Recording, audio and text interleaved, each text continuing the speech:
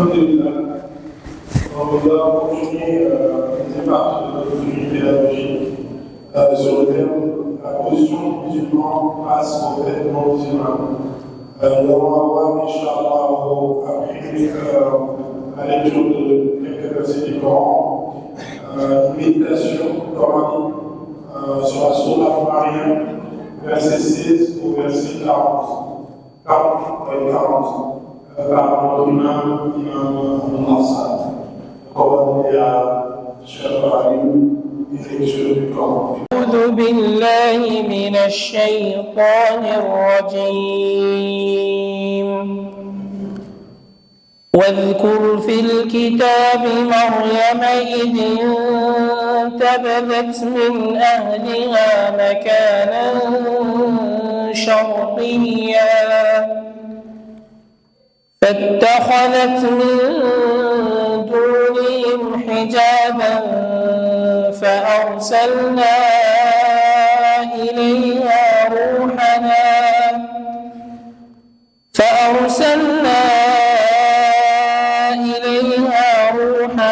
فتمثل لها بشرا سويا قالت إني أعوذ بالرحمن منك إن كنت تقيا قال إنما أنا رسول ربك لأهب لك غلاما زكيا قالت أنى يكون لي غلام ولم يمسسني بشر ولم أك بغيا قال كذلك قال ربك هو علي هين ولنجعله آية للناس ورحمة منا وكان أمرا مقضيا فحملته فانتبذت به مكانا قصيا فأجاءها المخاض إلى جذع النخلة قالت يا ليتني مت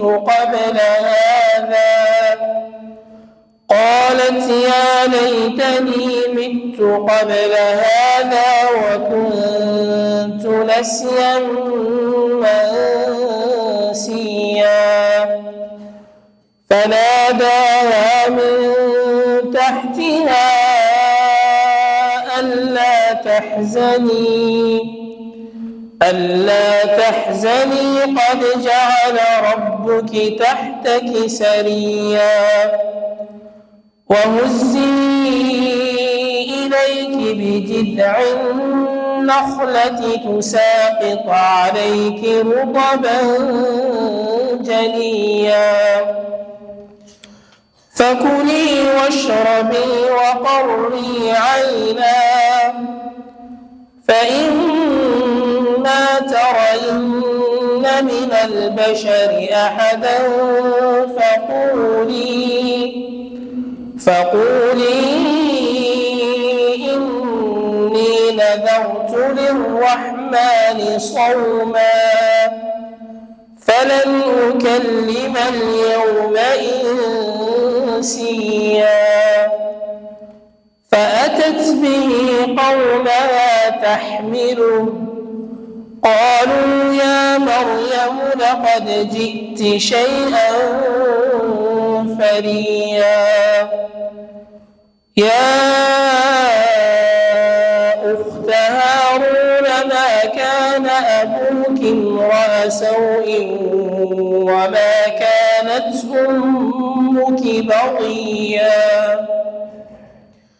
فأشارت إليه قالوا كيف نكلم من كان في المهد صبيا قال إني آتاني الكتاب وجعلني نبيا وجعلني مباركا أينما كنت وأوصاني بالصلاة والزكاة ما دمت حيا وبرا بوالدتي ولم يجعلني جبارا شقيا والسلام علي يوم ولدت ويوم أموت ويوم أبعث حيا ذلك عيسى بن مريم قول الحق الذي فيه يمترون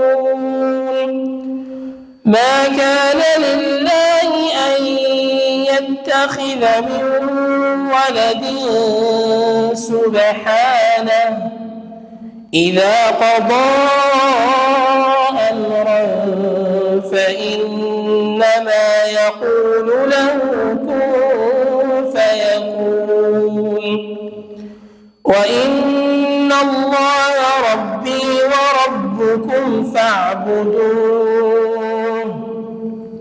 هذا صراط مستقيم فاختلف الأحزاب من بينهم فويل للذين كفروا من مشهد يوم عظيم أسمع بهم وأبصر يوم يأتوننا لكن الظالمون اليوم في ضلال مبين وأنذرهم يوم الحسرة إذ قضي الأمر وهم في غفلة وهم لا يؤمنون إنا نحن نرث الأرض ومن عليها وإلينا يرجعون صدق الله العظيم. بسم الله الرحمن الرحيم صلى الله وسلم على نبي الكريم رب اشرح لي صدري ويسر لي أمري واحلل عقدة من لساني يفقه قولي سبحانك لا علم لنا إلا ما علمتنا إنك أنت العليم الحكيم وما توفيقي إلا بالله عليه توكلت وإليه أنيب. Donc comme Moussa vous l'a dit, nous allons méditer ensemble un passage de Sourate Maryam. La méditation que nous ferons, c'est de lire les versets et de nous arrêter sur certains aspects du sujet qui nous concerne, compte tenu du fait que ces fêtes païennes qui se font aujourd'hui au nom du christianisme ont un rapport avec Maryam. Donc, en parlant de Maryam, on sait dans le Coran, on parle de Isa également.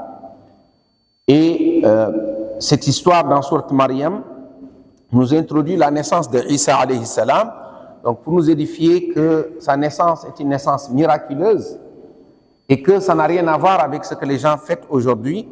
Et le texte coranique nous donne des vérités par rapport à Isa, par rapport aux sectes des chrétiens qui existent aujourd'hui. Et ceci a été dit d'une façon explicite pour nous dire qu'aujourd'hui, les fractions qui existent dans le christianisme, que c'est une fraction du christianisme qui a accepté la Trinité, qui parle de Jésus comme étant fils de Dieu, et que les autres n'y croient pas.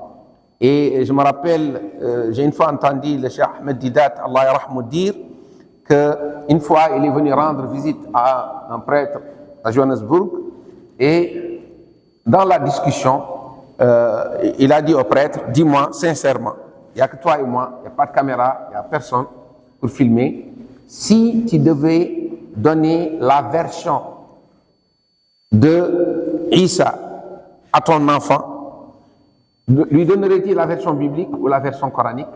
Il dit, le prêtre a regardé à gauche, à droite, il n'a vu personne.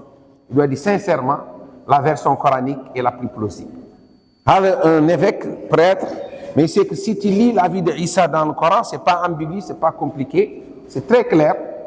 Alors que si on nous parle de quelqu'un qui est Dieu, qui a qui a créé sa mère et sa mère lui a donné naissance, voilà quoi, on n'y comprend plus rien quoi. Parce que si lui il est Dieu, ça veut dire que c'est lui qui a créé sa mère.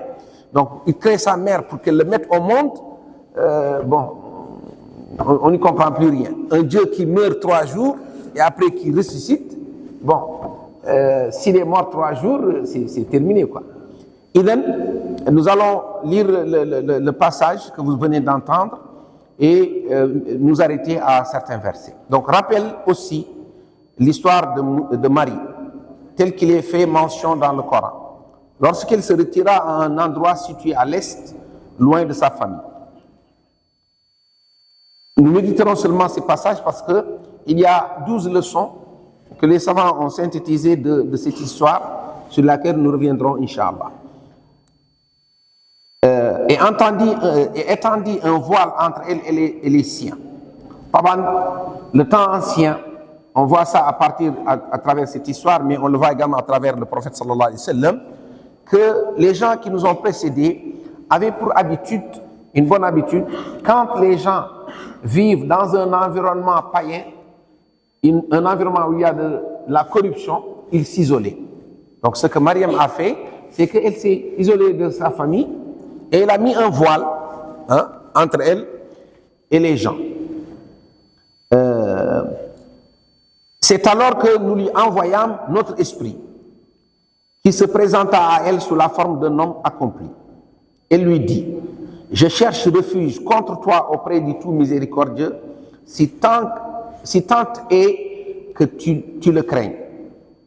Et vous savez, les gens anciens également, ils avaient une bonne impression de quelqu'un, donc elle a vu un homme qu'elle ne connaît pas, et elle lui dit qu'elle prend refuge contre Allah, mais à condition qu'il craigne Allah, parce que si toi tu demandes à quelqu'un de craindre Allah et que lui ne craigne pas Allah, bon, au final, il n'y aura pas d'impact. Donc elle lui fait la remarque, espérant qu'il craint Allah. Et il lui de répondre: je ne suis, dit-il, qu'un envoyé de ton Seigneur, chargé de te faire présent d'un garçon immaculé.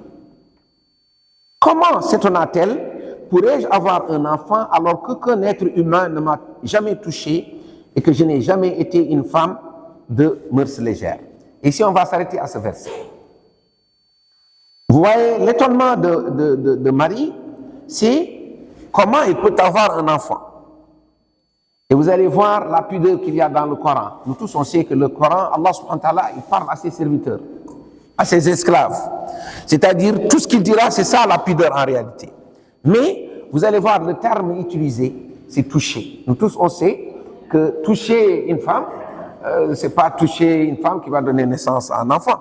N'est-ce pas? Le terme utilisé, dans la langue arabe, si on traduit en français, vous allez voir, c'est toucher seulement, donc toucher. Hein? Mais on sait que le terme utilisé en arabe a les deux sens. Mais par pudeur, Allah subhanahu wa ta'ala nous enseigne la pudeur. Elle a dit: donc personne ne m'a touché. C'est-à-dire, je n'ai pas de contact avec les humains et je ne suis pas une femme de mœurs légères. C'est-à-dire, je ne suis pas une prostituée. Donc, si je suis une prostituée, c'est clair. Si également je suis avec les hommes, c'est clair. Mais comment je peux avoir un enfant alors que tout ça ne s'est pas produit? Vous allez voir la réponse. Il lui fut répondu: ainsi en a décidé ton Seigneur qui a dit: rien n'est plus facile pour moi. Nous ferons de cet enfant un signe pour les hommes et une miséricorde émanant de nous. Et il en fut ainsi. Et vous allez voir ici, nous musulmans, on apprend l'omnipotence d'Allah subhanahu wa ta'ala et que, comme disent les savants, entre bain al-kafi wa al-nun. C'est-à-dire, quand Dieu veut quelque chose, il y a 2 lettres, hein, c'est soit. Soit en français, ça va être 4 lettres, n'est-ce pas? Mais en arabe, c'est kun. Kun fayakun. C'est-à-dire, si Allah décide d'une chose, elle se produit comme il le veut. Et il n'y a rien qui peut s'entraver à cela. Donc ici, l'ange, l'esprit ici qui est l'ange, va donner une leçon à Mariam pour lui dire que si Dieu veut quelque chose, cette chose-là se produit. Et que c'est Allah qui a décidé que cette femme purifiée, cette femme chaste, pudique, va porter un enfant d'une façon miraculeuse parce que, naturellement, elle a répondu, de par la nature, un enfant ne peut pas naître d'une femme qui ne s'est pas accouplée à un homme. Ça, c'est pas connu. Et ici, elle reçoit une autre information. Nous ferons de cet enfant un signe pour les hommes et une miséricorde émanant de nous. Donc, elle déjà, elle va avoir, la première à avoir l'information que cet enfant ne sera pas comme les autres enfants. Il est un signe, effectivement. Si une femme met au monde un enfant alors qu'elle n'a pas de mari, elle n'est pas prostituée, effectivement, ça c'est un signe évident que ça vient de Dieu. Parce qu'elle, elle sait qu'elle n'a rien fait et qu'elle porte un enfant comme ça, par soi, ça c'est un signe. Mais en plus de cela, que lui-même sera une miséricorde émanant d'Allah subhanahu wa ta'ala, compte tenu du fait qu'il va être un prophète et un messager, et tous les messagers étaient des miséricordes pour leur peuple. Elle tomba donc enceinte. Vous allez voir, vous avez vu, hein? C'est kun fayakun. Donc, elle discute avec lui et tout de suite, elle tombe enceinte. Et vous allez voir, elle va, son processus à elle ne sera pas le processus ordinaire. Donc, elle tomba donc enceinte de l'enfant et se retira avec lui en un lieu éloigné. Donc, elle, déjà, elle se retirait des gens à cause de la perversité, de tout ce qu'elle vivait. Et maintenant qu'elle est enceinte, et elle va fuir encore plus parce que pour elle, et on va le comprendre à travers ce qu'elle va dire, que c'était une honte pour elle, qui est d'une bonne famille, qu'elle porte un enfant et qu'elle va être accusée d'adultère. Donc, puis, saisie par les douleurs de l'accouchement, elle s'adossa au tronc d'un palmier en s'écriant « Plût à Dieu que je fusse morte et oubliée bien avant cet instant. » Ouais, quelqu'un de correct. Si une tare lui arrive, si quelque chose de grave lui arrive comme cela, qui va ternir son image, il préférerait mourir. Et on peut prendre une parenthèse, Abu Dhar, l'histoire d'Abu Dhar et Bilal est connue. Abu Dhar a dit qu'il souhaiterait n'être entré dans l'islam qu'après avoir commis cet acte avec Bilal. Donc, c'est dire que c'est une honte pour quelqu'un de faire quelque chose qui va être une influence sur toi, qui va rester une tare sur toi. Donc, elle a souhaité mourir et être oubliée que d'amener à son peuple un enfant qui n'a pas de père entre guillemets. Une voix l'appela alors de dessous d'elle, ne t'afflige point. Ton Seigneur a fait jaillir un ruisseau à tes pieds, secoue vers toi le tronc du palmier, il en tombera sur toi des dattes mûres et succulentes. On peut s'arrêter également à ce verset. On va voir que donc elle, il y a l'accompagnement, c'est-à-dire elle a eu l'information qu'elle va porter l'enfant, donc Dieu l'a informée, elle n'est pas tombée enceinte comme ça seulement, donc elle reçoit l'information, mais il y a le suivi également, donc l'ange est resté pour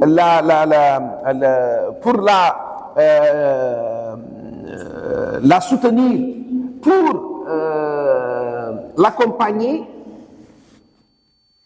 pour qu'elle puisse revenir à son peuple sans grand problème. Donc elle, dans tous ses états, elle va accoucher d'un enfant et ça va être une honte, mais Allah subhanahu wa ta'ala met à son secours cet ange qui va lui dire, il y a un ruisseau que Dieu a mis à tes pieds et qu'elle secoue le tronc du palmier. Et les savants musulmans ont beaucoup médité sur Huzzi. Vous savez, le tronc d'un palmier, vous les hommes, qui d'entre vous peut secouer le... Alors, on demande à une femme qui vient d'accoucher de secouer le tronc d'un palmier. Palmier. Mais ici, les savants disent que c'est l'ordre qui est important. C'est-à-dire, Dieu lui dit de secouer le palmier. Dieu sait qu'elle, en tant que femme, gars, si elle était bien portante et tout, gars, c'est difficile. Et à plus forte raison, la situation dans laquelle elle est. Mais il y a des moments où, si Dieu te donne un ordre, tu l'exécutes. Et le reste, c'est Dieu qui le fera. Ici, elle va secouer l'arbre et des dattes vont tomber. Elle va comprendre dans la logique de tout ça, il n'y a rien de naturel dans tout ça. Il n'y a rien de naturel à ce que je porte un enfant alors que je ne suis pas accouplé à un homme. Il n'y a rien de naturel que je suis tombé enceinte tout de suite et que je vais accoucher également. C'est pas normal. Il n'y a rien de naturel à ce qu'un ruisseau coule à ses pieds et on lui demande de secouer également. Mais elle est dans cette même logique, donc elle a compris, et cette voix qu'elle entend, qui l'oriente, tout cela montre qu'il y a la main d'Allah subhanahu wa ta'ala. Et ici au passage, les savants ont découvert qu'il y a un message au fait que cette femme qui vient d'accoucher, que l'arbre qui est à côté d'elle, Dieu a décidé que ce soit un palmier, que ce ne soit pas un autre fruit. Ça pouvait être un autre fruit. Et aujourd'hui, ça a été prouvé que les dates sont très utiles à la femme qui vient d'accoucher. Donc, vous avez vu ce message qui est là, qui n'est pas apparent. Hein? Il y a en cela une leçon qu'on va comprendre plus tard que la femme qui vient d'accoucher, il lui est important de consommer des dates. Donc, l'ange lui dit, mange, bois et réjouis-toi. S'il t'arrive de voir quelqu'un, dis-lui, j'ai fait vœu d'un jeûne au tout miséricordieux, je ne parlerai donc aujourd'hui à aucun être humain. Donc, vous avez vu cet accompagnement, ce soutien de l'ange qui l'oriente même, voilà, quand elle fera face aux gens, parce que elle n'a pas posé la question, qu'est-ce que je vais dire aux gens? Seulement, elle a dit qu'elle souhaiterait mourir et être oubliée. Mais l'ange l'oriente et lui dit de secouer l'arbre, que les dates qui vont tomber, elle n'a qu'à manger et boire, et que si elle rencontre quelqu'un, qu'elle lui dise, qu'elle ne lui parle pas. Et c'est à travers ce verset que les savants ont compris que le jeûne, ce n'est pas seulement de s'abstenir de manger et de boire, le jeûne, c'est l'abstinence. Si tu t'abstiens de parler, c'est une forme de jeûne, et c'est ce qu'on lui a recommandé. On lui a dit, c'est-à-dire, je ne parlerai à personne aujourd'hui. Puis, elle revint auprès des siens avec l'enfant dans ses bras. Donc, elle a suivi le conseil, elle est revenue avec l'enfant. Marie, oh Marie, lui dirent-ils, quel acte monstrueux as-tu commis là? Ô sœur d'Aaron, ton père n'a jamais été un homme dépravé, ni ta mère une prostituée. Donc, ça, elle s'y attendait, c'est normal, hein? Parce que si quelqu'un est d'une bonne famille, maintenant son père est correct, sa mère est correcte, et qu'elle amène un enfant comme ça, on lui a dit c'est un acte monstrueux. En apparence, nous tous on sait, une jeune fille qui n'est pas mariée, qui tombe enceinte, qu'est-ce qu'on va dire? Elle a commis la fornication. On n'a pas d'autre explication. Donc elle va être taxée de cela. Et vous avez vu, les gens, ils sont rationnels, ils sont objectifs. Ils lui ont dit que c'est un acte monstrueux. Ils lui ont dit, ses parents sont corrects, donc son père n'est pas un dépravé, sa mère n'est pas une prostituée, et elle est la sœur d'Aaron. Pour ici, la sœur d'Aaron, les savants ont deux explications. Parce que quand nous on entend Aaron, on pense à Aaron, le frère de Moïse. Donc, mais on sait qu'il y a une distance entre Moïse et Marie c'est pas possible qu'elle soit sa sœur. Donc, l'explication que les savants disent, c'est qu'elle avait un frère qui était très connu pour sa piété, pour le fait d'être correct, et il était une référence, et elle est sa sœur. Et vous savez, ça c'est, nous dans notre communauté, si ton père est un homme pieux, si tu es pervers, tu as un problème. Ils vont dire, toi, tu n'es pas, est-ce que tu es le fils de ton père? N'est-ce pas? Si tu as un frère correct, c'est pareil, on va dire, toi, tu n'es pas comme ton frère. Etc. Ici, on a fait référence. Il y a d'autres savants qui ont dit qu'elle est de la descendance de Haroun. Hein? Que l'étude de sa généalogie montre qu'elle est de la descendance de Haroun. C'est dans ce sens-là qu'on lui fait l'affiliation. Mais nous tous, on sait que ce genre d'interprétation, c'est pas parce que tu es d'une bonne... Nous tous, on sait que c'est pas parce que tu es le fils d'un tel pour la raison d'être quelqu'un de correct. Et la majorité des savants considèrent qu'elle avait un frère qui s'appelait Haroun, qui était un homme pieux, et c'est dans ce sens-là que les gens lui disent « Oh, la sœur de Haroun, comment tu peux faire un acte pareil ?»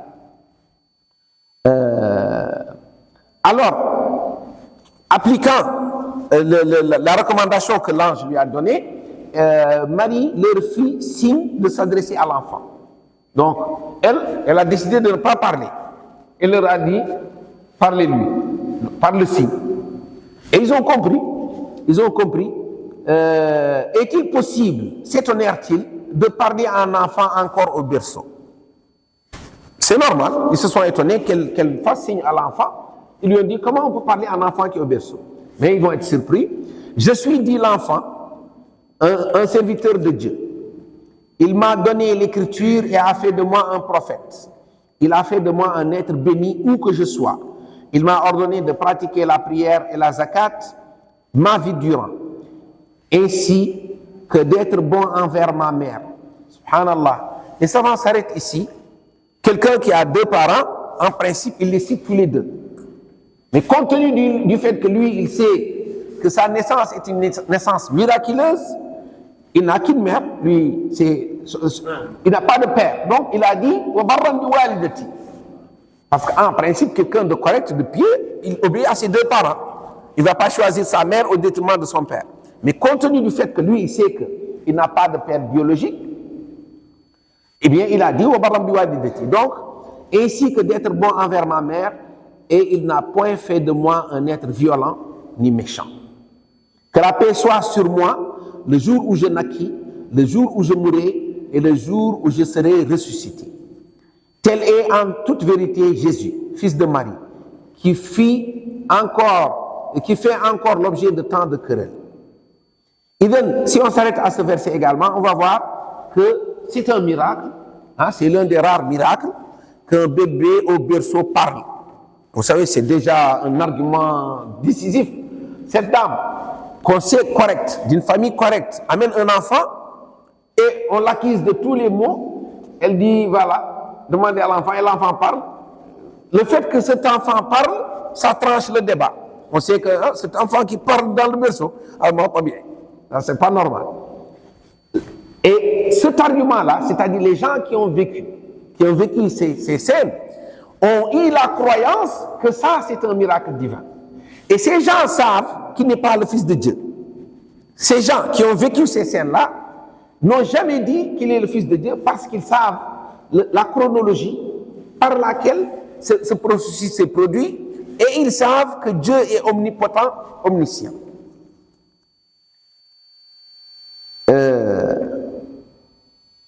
Et ici également, il nous fait signe, lui, Issa, que du fait que sa naissance est un miracle que les gens ont vécu, que sa mort également va être un autre miracle. Vous avez vu aujourd'hui, beaucoup de gens pensent qu'Issa est mort. Hein?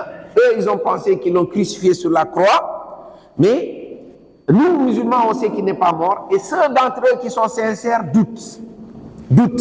C'est-à-dire, il y avait déjà, pour les gens qui l'ont crucifié, c'était des écoles. Certains ont douté, est-ce que c'était lui, hein? Ça ne lui ressemblait pas, etc. Le corps qu'ils avaient ne ressemblait pas à Issa.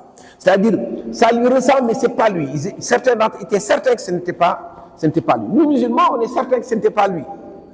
Mais eux, au moins, le doute était semé entre eux. Et il a dit, le jour où je serai ressuscité également.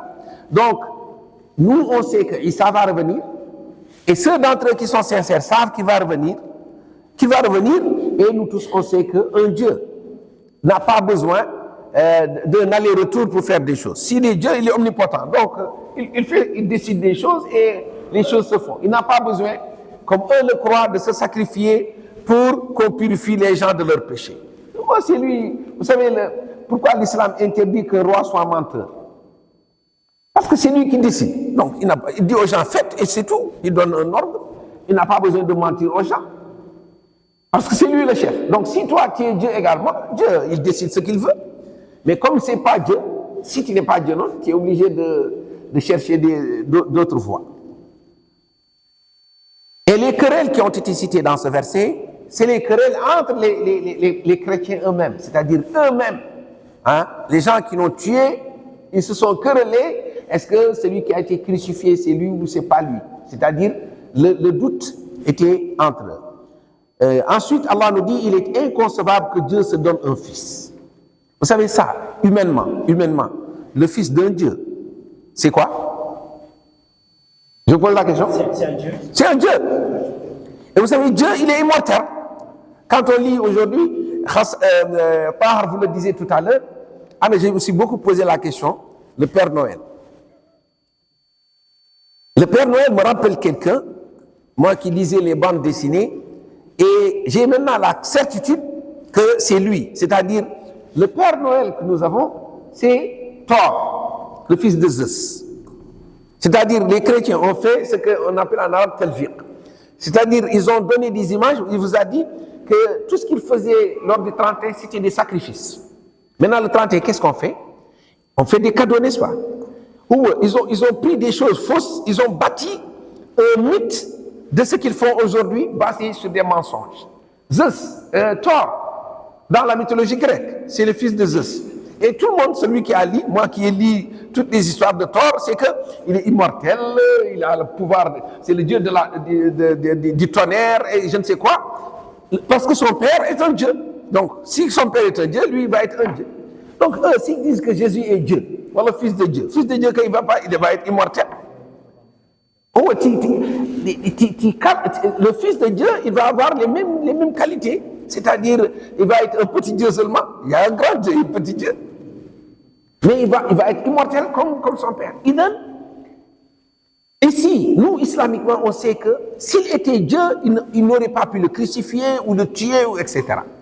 Et donc, nous, en tant que musulmans, il est inconcevable pour nous que Dieu ait un fils. Et tout chrétien qui se respecte, également, ne peut pas reconnaître que Dieu puisse avoir un fils. Donc, le Coran nous dit, il est inconcevable, c'est-à-dire, humainement, c'est pas concevable que Dieu puisse avoir un fils, au sens de ce terme-là, et que voilà, pour qu'il ait un fils, donc il a une épouse. Maintenant, on pense à Dieu d'une façon humaine. Je pense que je vous ai une fois raconté, il y a un jeune, quand on était étudiant, il m'a posé la question, comment Dieu fait pour voir tout le monde? Je lui ai dit, toi, tu as lu la Bible. Parce que quand quelqu'un lit la Bible nous laisse croire que Dieu, c'est un vieux monsieur avec une barbe blanche assis sur un trône. Vous voyez? Quand vous voyez cette image, un vieux assis sur un trône, il regarde devant lui, il a 2 yeux. Il ne voit que ce qu'il y a devant lui. Le gars m'a dit, comment Dieu fait pour voir tout le monde? Et je lui ai dit, pour te répondre, il faut que je fasse une déconstruction. C'est-à-dire, dans ton esprit, tu as construit un Dieu fictif. Le Dieu de la Bible, ce n'est pas Dieu. Parce qu'un Dieu avec une barbe blanche, assis sur un fauteuil, le gars, il doit maigrir et vieillir.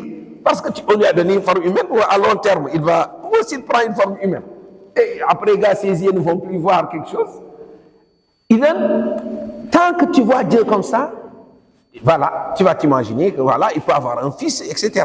Mais si toi, tu sais que Allah subhanahu wa ta'ala, il est omnipotent, omniscient, que cet univers-là ne peut pas le contenir, eh bien, tu ne peux pas penser qu'il puisse avoir un fils. Parce que lui, s'il veut, il décide ce qu'il veut. Maintenant, s'il va avoir un fils, ce ne sera pas un fils qu'on va maltraiter, qu'on va malmener. Non. Il va choisir un fils qui a un pouvoir immense, que les humains ne pourront pas atteindre. De la même façon que nous, aujourd'hui, même si on voulait atteindre Allah, on ne peut pas l'atteindre. Il est inconcevable que Dieu se donne un fils, sa gloire ne saurait y consentir. En vérité, quand il décide une chose, il lui suffit de dire soit, et la chose est. Donc, ça, si vous l'expliquez à quelqu'un qui est rationnel, il comprend que Dieu, il décide ce qu'il veut. Et nous, dans la pensée musulmane, c'est très facile pour nous de concevoir une femme, avoir un enfant, sans que cela ne passe par un homme. Comment on peut? Nous, on a 2 autres spécimens. On a Adam et on a Hawa. N'est-ce pas? Ou aussi Dieu, il a créé un être à partir de rien, sans mère ni père. Les gens sont d'accord, hein? Tout le monde. Personne ne dit qu'Adam est le fils de Dieu. N'est-ce pas? Parce que lui n'a ni mère ni père. Et on va concevoir que Hawa est sortie de Adam. Ça veut dire qu'elle est sortie d'un homme, et non d'une femme. Pour nous, c'est logique, ça se tient, que de la même façon qu'une femme est sortie d'un homme, et qu'un homme sorti d'une femme, ça se tient. Et un homme, il est venu sans mère, sans père. L'autre, il est sorti d'un homme. On peut dire, il a un père, il n'a pas de mère. Et il va y avoir quelqu'un qui a une mère qui n'a pas de père. Et ça tient. Et parce que nous, on part du principe, c'est-à-dire Dieu, il décide ce qu'il veut, et ce qu'il veut aura lieu. C'est dans ce sens-là, pour nous, il est inconcevable que Dieu puisse avoir un fils. Et il nous dit, en vérité, Dieu est mon Seigneur et le vôtre, adorez-le, telle est la voie de la rectitude. Nous tous, on croit que c'est le message qu'Issa a véhiculé pour les chrétiens. Jamais il ne leur a dit « Je suis Dieu » ou « le Fils de Dieu » ou « il y a la Trinité » ou ces choses qu'il raconte aujourd'hui. Mais vous savez, la perversité de l'homme, l'homme est pervers et s'il s'éloigne de la révélation, il lui arrive de créer des choses parce que de son vivant, personne ne disait qu'il est Dieu. Parce que lui, il est vivant en tant que messager, il va leur dire, voilà, adorez Dieu, je suis, et on a passé le premier verset, il a dit, je suis le serviteur de Dieu, l'esclave de Dieu. L'esclave. Vous savez, nous, c'est avec aisance qu'on accepte d'être les esclaves de Dieu. Oui, les esclaves, c'est lui notre maître. Il leur dit, adorez-le, telle est la voie de la rectitude. Donc, vous voyez, adorez-le. Si lui, il était Dieu, il allait leur dire, adorez-moi. Mais il leur dit, adorez Allah subhanahu wa ta'ala. Maintenant, vous allez voir, ça, c'est l'histoire. C'est ça la réalité de Isa alayhi salam, sa naissance, d'une façon scientifique, claire, par la révélation.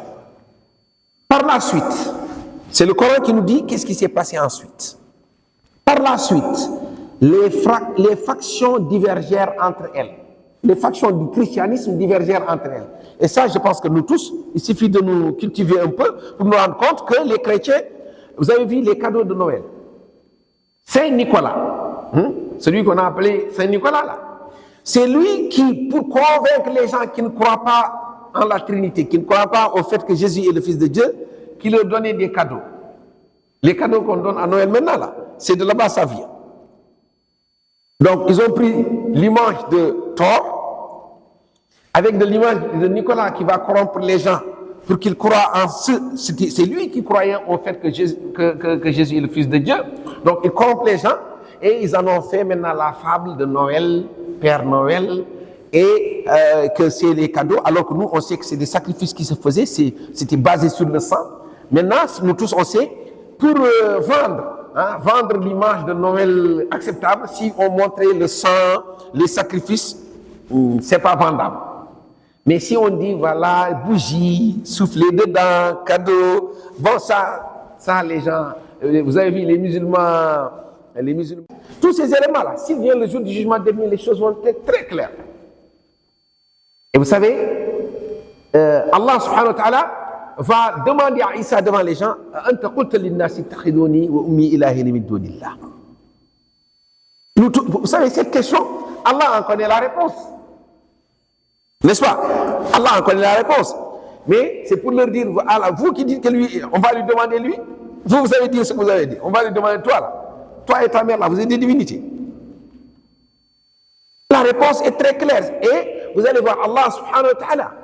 Tous les messagers, le message qui tiendront le jour du jugement dernier, c'est un message de miséricorde, mais ils savent que les gens ont commis des fautes graves après eux.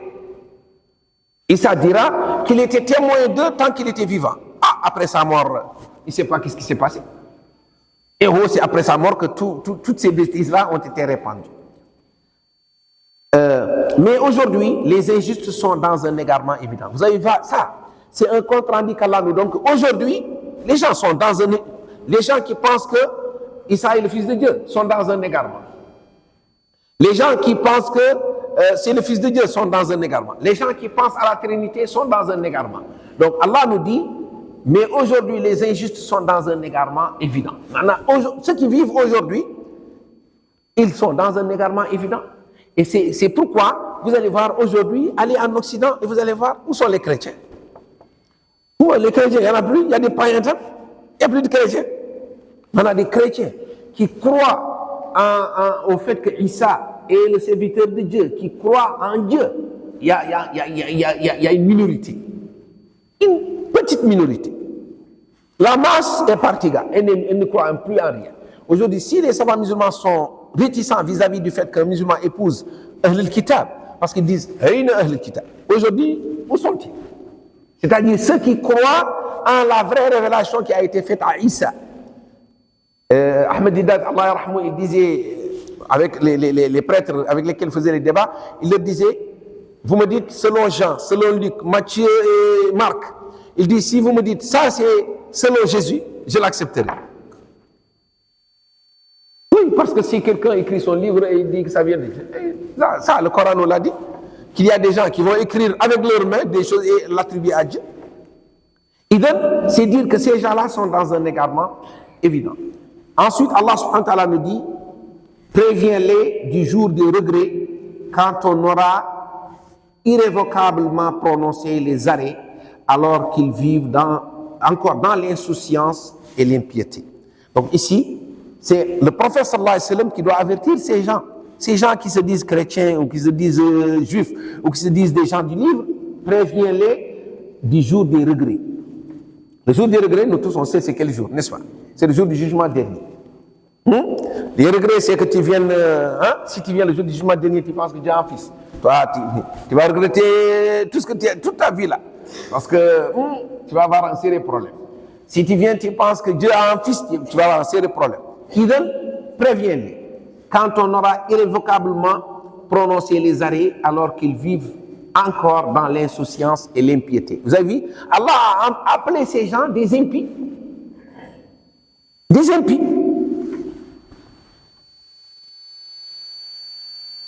Et enfin, le dernier verset nous dit, c'est nous qui hériterons de la terre et de tout ce qu'elle porte, et c'est à nous qu'ils feront tous retour.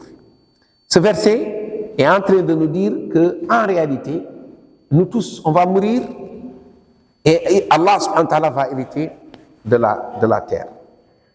Je vais rapidement vous lire les 12 éléments, les 12 leçons que les savants tirent de ces versets rapidement.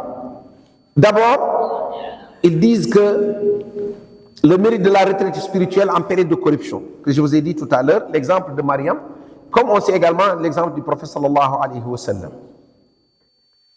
Et ils nous disent ici, la leçon c'est l'être humain a parfois besoin de s'isoler pour purifier son cœur et affermir sa foi.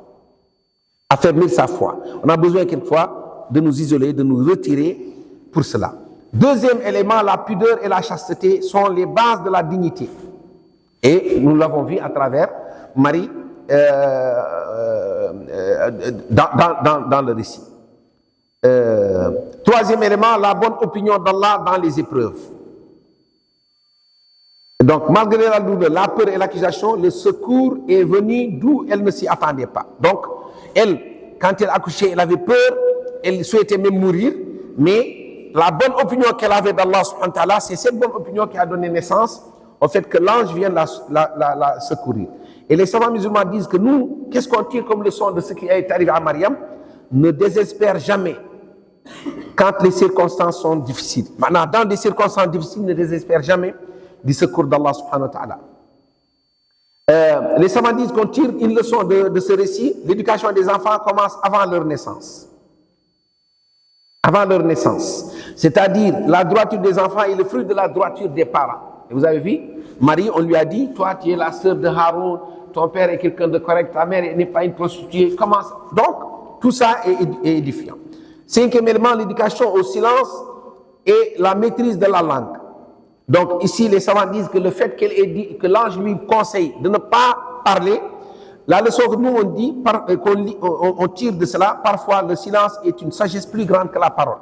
Maintenant, il y a des moments où se taire, c'est mieux que de parler. Parce qu'elle, si elle essaie d'expliquer, qu'est-ce qu'elle va dire? Non, moi, il y a... Ça, c'est plus éloquent. Qu'elle se taise et que l'enfant lui-même parle. Si elle avait argumenté, elle a cité tous les arguments là, ça ne va pas la sauver.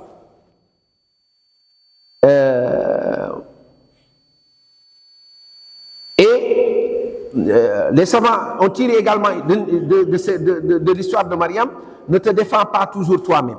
Vous avez vu, elle pouvait argumenter, discuter, mais voilà, le fait que son fils parle était plus éloquent qu'elle-même, elle se défend. Septièmement, la foi n'est pas une question d'âge, mais de certitude. Ici, vous avez vu ce bébé qui parle, et c'est Dieu qui lui a donné la foi et la possibilité de parler. Et il parle en tant qu'un croyant. Je suis le serviteur de Dieu, c'est lui qui a fait de ça, il a fait de ma naissance un miracle, etc. Et là, les savants disent que cette leçon, c'est pour tout le monde. Aujourd'hui, on peut voir un jeune devant un vieux, le jeune est plus pieux, est plus sage, est plus savant, mais les vieux vont dire, toi, tu oses parler, moi, j'étais présent lors de ta naissance. Je t'ai vu faire des bêtises ici et tout ça. Ça ne signifie rien. Lui, il peut, entre-temps, il a changé, Dieu lui a donné une foi plus solide que la tienne, etc. Huitième élément, la servitude envers Allah est un honneur et non une humiliation. Vous savez, aujourd'hui, dire d'un tel que c'est l'esclave d'un tel, c'est une humiliation, n'est-ce pas? Mais dire que je suis le serviteur de Dieu, je suis l'esclave de Dieu, c'est un honneur. Et c'est pourquoi il a dit, Inni Abdullah. Donc, je suis le serviteur d'Allah subhanahu wa ta'ala. Neuvième leçon, la prière et la zakat sont les bases de la droiture. Donc, vous avez vu, les éléments qu'Issa a cités, c'est de faire la prière et la zakat. Que ces deux éléments sont les signes de la rectitude. Et dixième élément, la bonté envers les parents est la clé du succès. La bonté envers les parents. Et vous êtes jeune, si vos parents sont vivants, sachez que si vous voulez réussir, il faut leur obéir. Et vous avez vu, il a dit, il est obéissant, Dieu lui a ordonné d'être obéissant envers sa mère. Onzième leçon, c'est mise en garde contre l'exagération envers les pieux. Donc, aimer les pieux ne signifie pas les élever au-dessus de leur rang. Vous savez, ça, nous, on le comprend, nous, notre communauté comprend ça très bien. Les gens, à force d'aimer Issa, ils l'ont dénifié. Et certains d'entre nous savent qu'on a certains marabouts molides là. Si on ne dit pas qu'ils sont Dieu, bah, c'est des demi-dieux, voilà, des tiers-dieux, voilà, quelque chose comme ça. Alors que pour aimer un homme pieux, c'est de savoir que c'est le serviteur de Dieu, que Dieu lui a donné la piété, qu'il se peut que son invocation soit exaucée, etc. Mais on doit lui attribuer quelque chose qui est humain. Hein, on ne doit pas penser qu'il passe la nuit à la Mecque, toutes les nuits, il passe la nuit à la Mecque, il revient le matin. Superman, voilà, Flash, voilà, les bandes dessinées qu'on a. Maintenant, nous tous, on sait qu'humainement, personne n'a la capacité d'aller passer la nuit à la Mecque, de revenir le même jour. Ton marabout, tu n'as pas besoin de lui donner le statut de Dieu pour qu'il soit marabout. Dis, c'est le plus instruit, le plus grand savant, le plus grand interprète. Maintenant, tu peux lui donner tous les titres, mais des titres humains et ne pas exagérer. Et malheureusement, aujourd'hui, de la même façon que des musulmans égarés suivent les fêtes païennes, il y a des musulmans également qui, leur marabout, ils pensent que le jour du jugement dernier, s'ils ne trouvent pas, qu'il y aura un problème, alors que nous tous on sait qu'il n'y aura aucun problème. Et enfin, se rappeler l'au-delà façonne le comportement. C'est-à-dire, à travers cette leçon, Allah à la fin nous parle de l'au-delà, que ce jour-là, et regardez les termes utilisés. Quand vous regardez les termes utilisés par Allah subhanahu wa ta'ala pour l'au-delà, ça fait peur. Il nous a dit,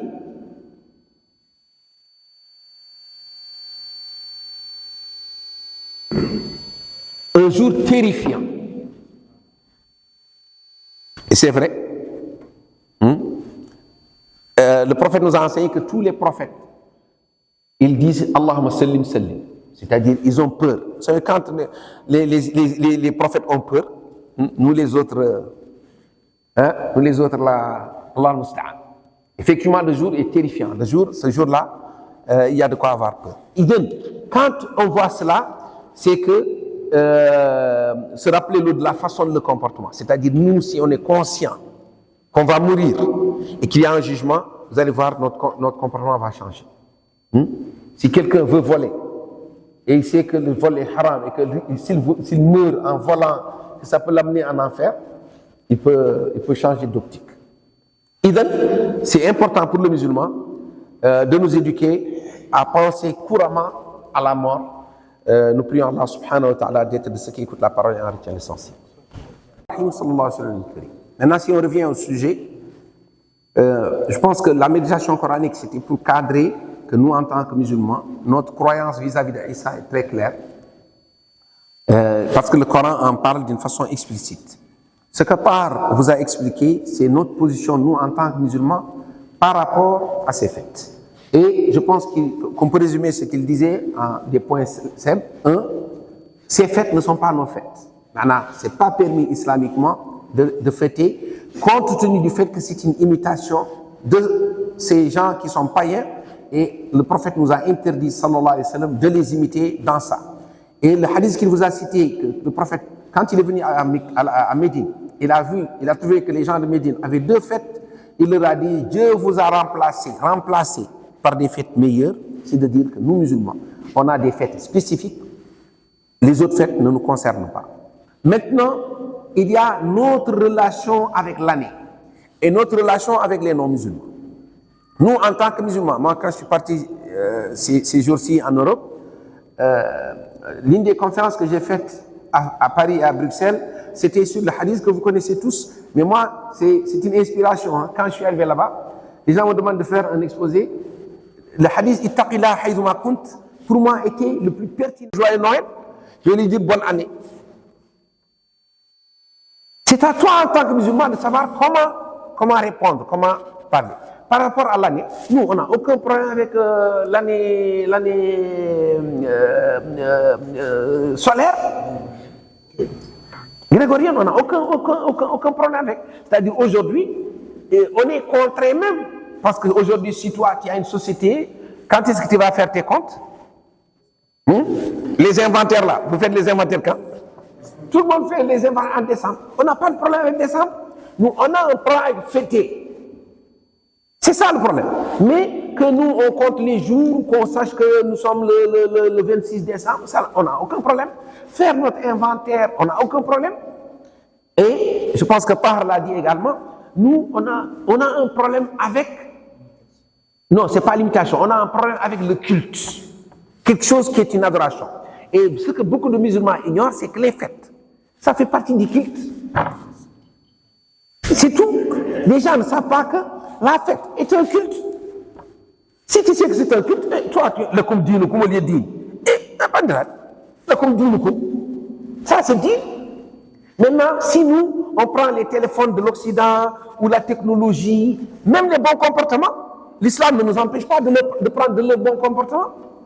Ou le prophète sallallahu alayhi wa sallam, les gens qu'il a trouvés, ce n'est pas des gens du livre, n'est-ce pas, c'est les païens de la Mecque. Mais il y a un pacte que les païens de la Mecque avaient fait. Le prophète sallallahu alayhi wa sallam a dit, si on m'appelle à ce pacte-là, alors que l'islam a été révélé, je répondrai à ce pacte. Parce que c'était un pacte contre l'injustice. Donc si quelqu'un est mécréant, mais il croit en la justice, il t'appelle vers la justice, l'application de la justice, accepte. Donc, nous, on n'a pas de problème avec prendre un bon comportement ou prendre quelque chose d'utile d'eux. On a un problème avec les religions. Aujourd'hui, nous, la plupart d'entre nous, ils sont plus à l'aise, pantalon, chemise et tout ça. Et ouais, quel est le problème? On n'a aucun problème. Et je vous ai une fois raconté l'anecdote. Certains musulmans pensent que même porter un costume là, c'est du couvre. Il y a un jeune très chaud là qui a rencontré le cheikh Dodo il y a quelques années, qui était en costume. Et le gars, pour tacler le cheikh, il lui a dit, « Ya cheikh, comment s'habiller le prophète sallallahu alayhi wa sallam ?» Donc pour lui, il a gêné le prophète devant les gens, quoi. Il a gêné le cheikh Dodo devant les gens. Le cheikh lui a dit, le prophète sallallahu alayhi wa sallam s'habillait comme Abu Jahl. C'est ça le taclage. S'il lui a fait un taclage, ça c'est double taclage. Donc, vous comprenez, le cheikh lui a donné une réponse qui heurte la personne, mais c'est la vérité. Pour le prophète, il avait l'habit de sa communauté. L'habit, si cet habit n'a pas de connotation religieuse, il n'y a aucun problème. Aujourd'hui, nous, on a un problème avec l'habit des moines. Il n'est pas permis aux musulmans de porter l'habit des moines.